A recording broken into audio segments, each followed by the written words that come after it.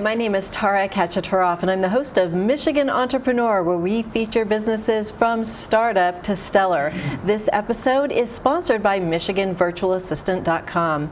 In today's interview, I'm going to be interviewing Michael Zwick, President of Assets International. Welcome to the program. Thank you, Tara. Wonderful to be here. Well, I'm really excited to have you back. You are one of the early people we had on the show, and we've been on for 13 years now, and we wanted to have you back to find out what's going on and what's new at Assets International.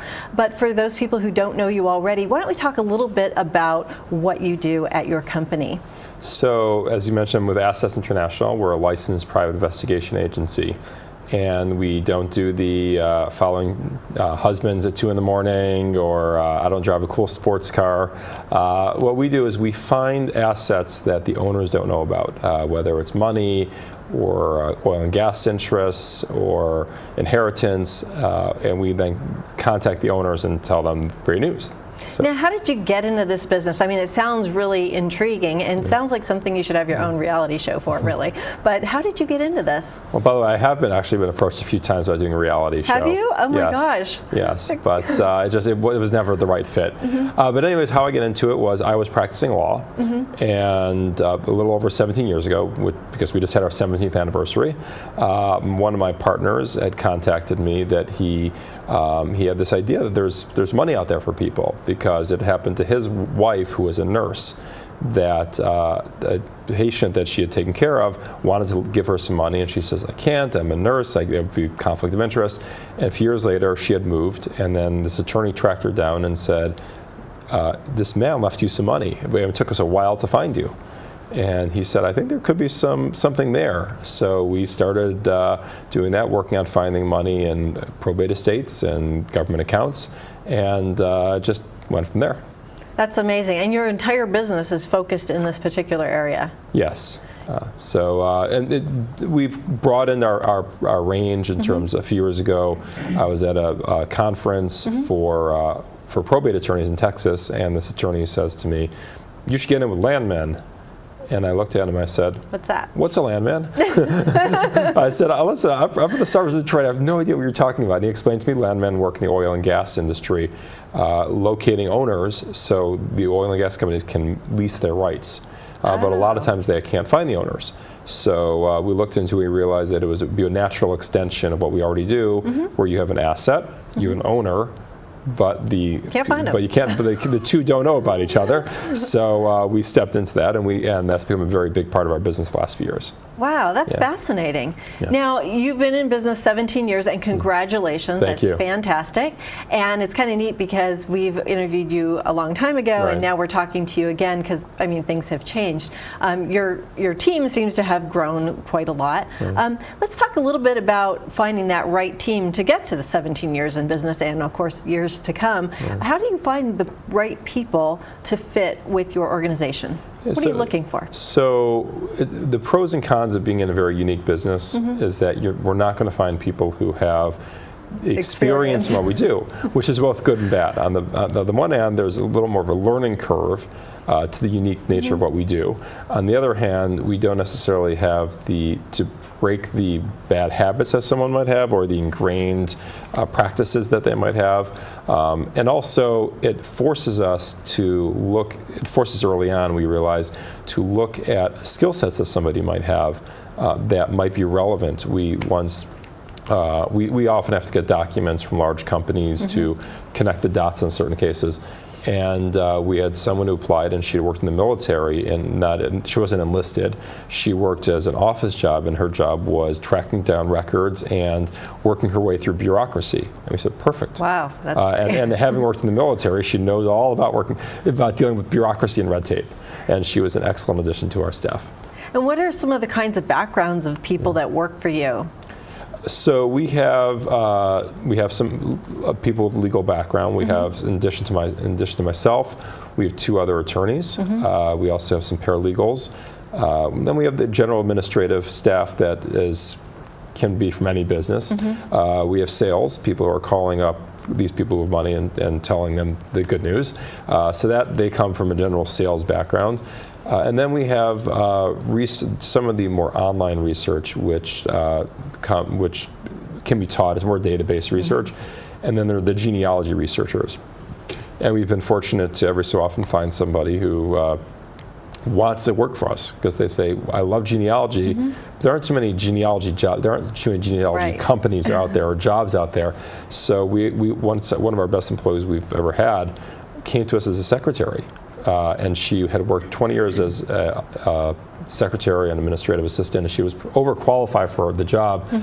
And when I hired her, I thought to myself, well, she does genealogy. Maybe sooner or later we can promote her to being a genealogist. And she came in, she told me later that she says, I applied for the job hoping that I would be able to move up. So we both have the identical ulterior motive in mind when she hired on.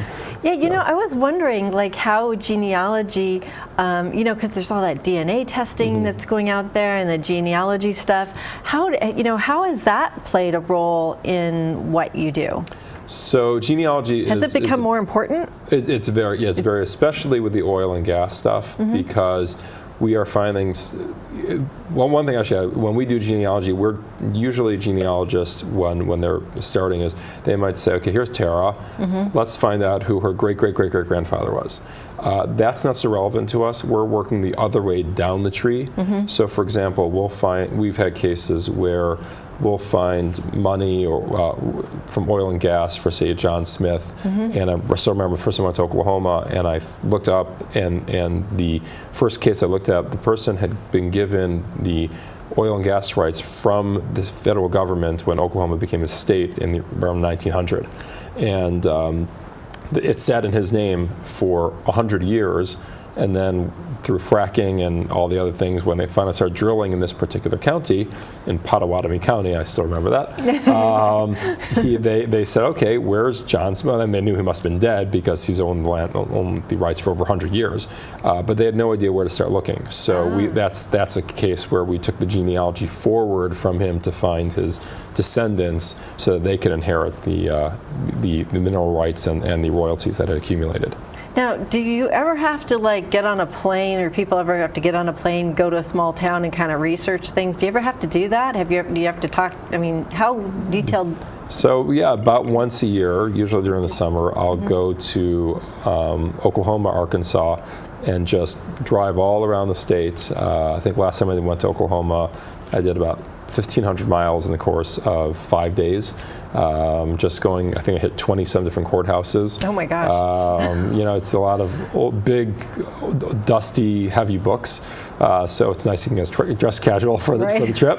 And you get to really see small town America. You know what's kind of neat though? You get to see, you know, their government kind of buildings, and there's probably a lot of character and a lot of interesting things and interesting people and stories, and it's probably amazing to especially visit some of the smaller towns. Yeah, it definitely is to see, also to see sort of the history when I pull into these different small towns and to see which ones the oil and gas boom is still happening and which ones they kind of left behind, where there's still some money there in the records, but the downtown is all boarded up, and then you have these small towns where, you know, it's small, but still it's a thriving little downtown area.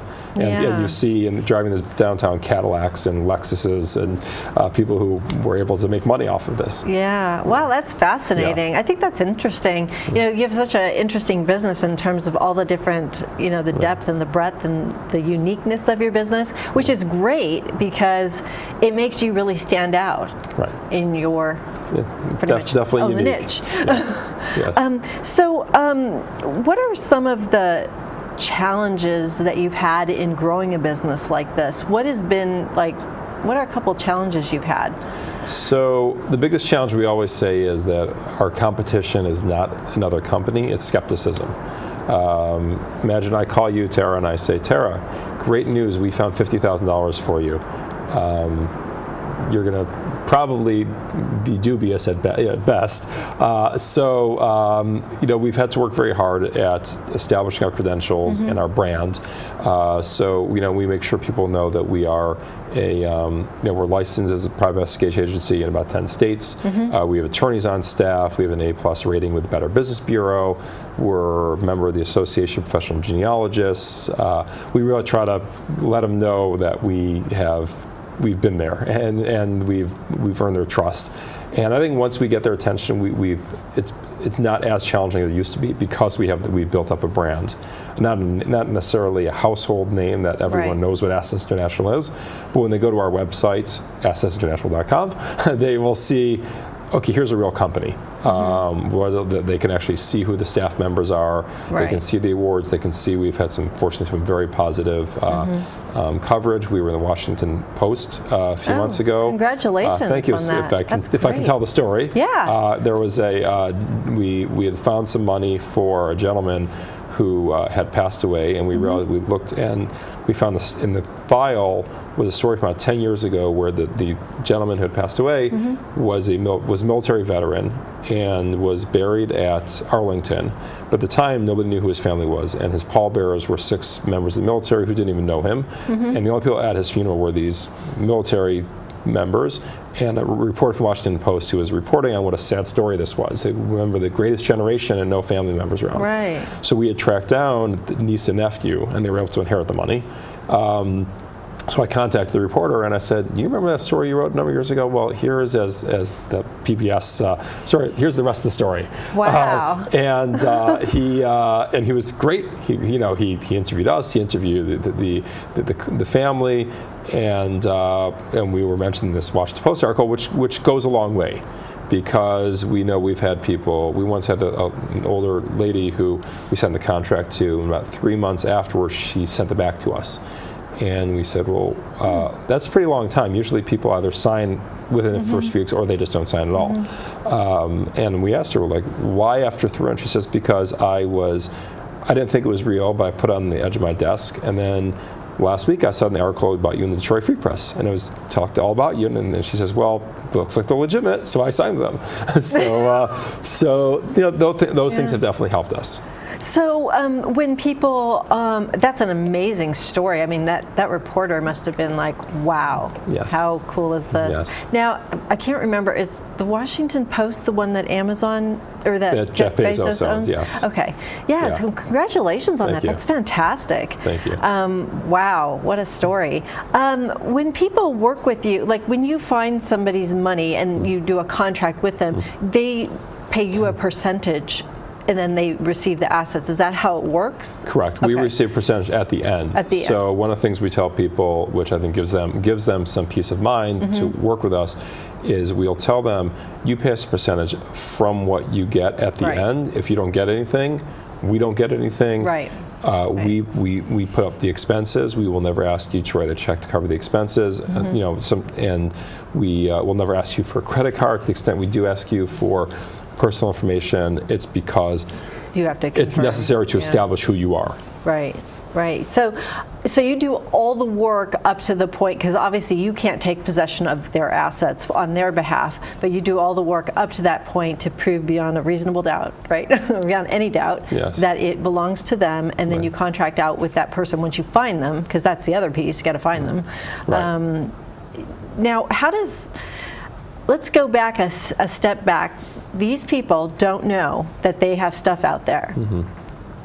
How are you starting the process? Okay.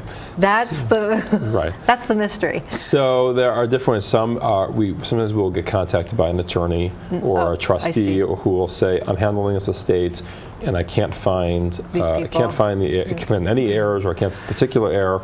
We use the Freedom of Information Act to get lists from government agencies all around the country of assets. We have a pretty good name out there. So I was at a conference a few months ago, and one of the large mortgage services companies says, "Hey, we've got all this money that we'd like to get to the owners."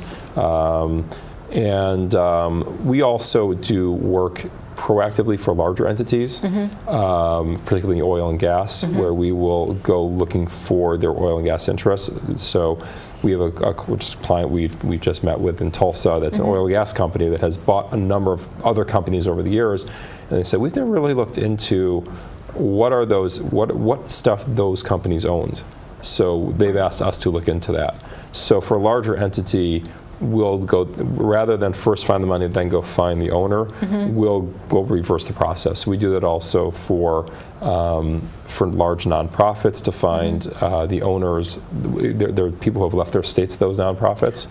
We'll go look to see what assets they have out there in terms of money or oil and gas interests, and then get it to the, so I mentioned to you before, there's a very large hospital. We've worked with some large hospitals, some of the largest universities we've worked with, and gotten money for them. So yeah, and I see now, because it's people who had left it in their. Yeah, I get it. So so it's all some of these big organizations have had thousands of people who have left their estates to them. Yeah, so some of it's proactive, some of it's reactive. Right. Yeah, that's interesting. I like that fact that your business is coming at it from both angles. You know what I mean? It keeps things exciting, new, interesting. Right. Yeah, I like that, because you're kind of doing almost like revenue generation on your own, and then also it's coming in the other way. I mean, that's a great model, because you got it all covered. Right. For years, we were just doing the one-off stuff, and then we had done a few $100,000 recovery for a very large public company here in Michigan, one of the largest around.